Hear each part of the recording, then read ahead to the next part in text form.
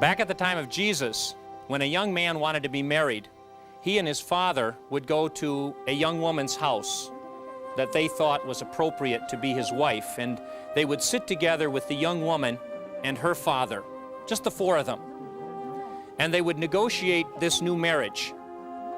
And as part of the negotiation, they would decide on what was called the bride price. And the young woman's father would ask a great deal of money or of physical things for his daughter because she was a very, very valuable possession. When at last they had decided on the price, and it's fair to say that the price that was paid for a bride would rival what you would pay for a new home, the young man's father would pour a cup of wine and hand it to his son. The son would take the cup and hold the wine out to the young girl and say to her, "This cup I offer to you." In other words, I love you and I offer you my life. At that moment, the young woman had a moment of decision. She could say, "No, I don't want to take that offer. I don't want your life." Or she could take the cup and she could lift it to her mouth and by drinking it say, "I accept your life and I give you mine."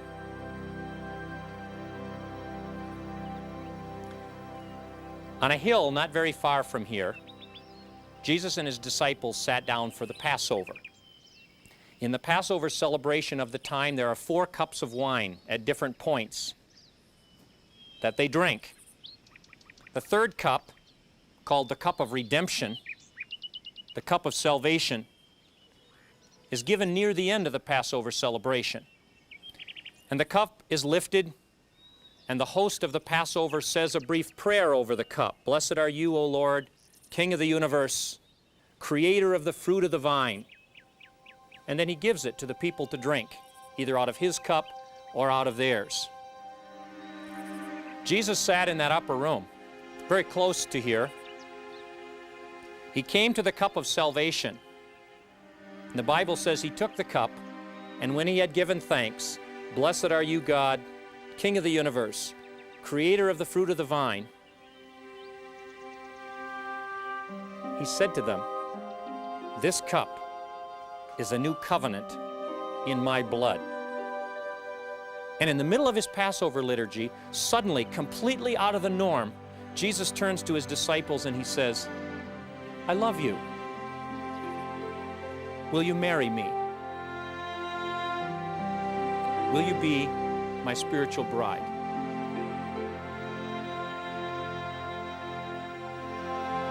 He holds up the cup and he says, "Drink from it, all of you." Now, Jesus comes to you today through the symbol of what we call sacrament.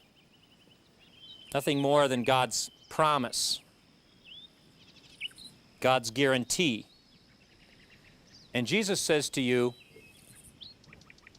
"I love you. I love you. Will you marry me?"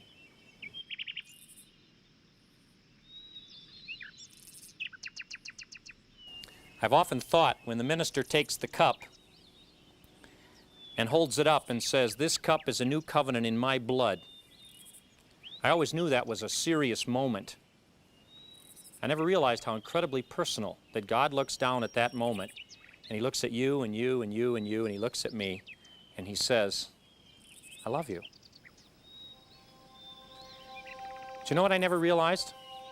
I never realized that when I take the cup and I drink it, in effect I'm saying to God, "I accept your gift. I'll take your life." Maybe I could say, often grooms paid very high prices for their brides. Not many of them thought when they offered the cup they really would have to give their life. The price Jesus had to pay to be your husband spiritually was so high that not a half a mile from here, he said, "Please, let this cup pass from me." That's how high that price was. Now he says to you, I love you. I want to be your husband.